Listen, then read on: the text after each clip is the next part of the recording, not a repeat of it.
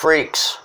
Freaks is a very unique and unusual film from 1932, Tod Browning.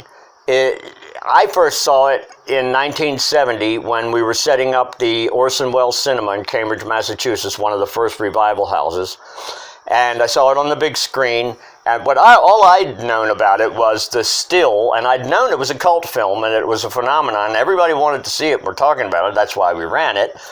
And it immediately appealed to the counterculture because it was about outsiders being dumped on by the authority, by any authority, by the authority, the powers that be. And it was very important to the counterculture, and it was very moving, and the humanity, it was just so deep, and the truth was just so bright.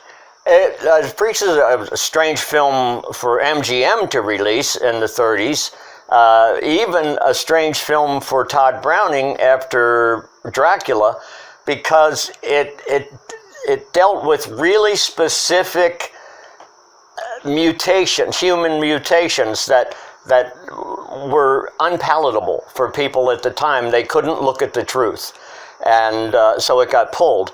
And that film, along with the other films from 1931 and 32, were and most definitely the reason for the Brain Office of the censorship movie code was enforced from that point on. During the Depression era, people were obsessed with survival, and they didn't want to see films like Freaks.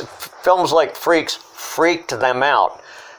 Because they didn't want to see the truth. They wanted to see Busby Berkeley, They wanted to see we're in the money, because they weren't.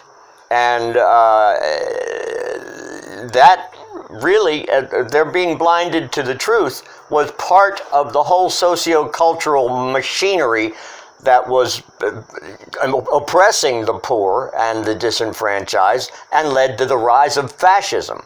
And that sort of is what's happening today. The Republican Senate is a good example of that, trying to kill people by taking their medical insurance away.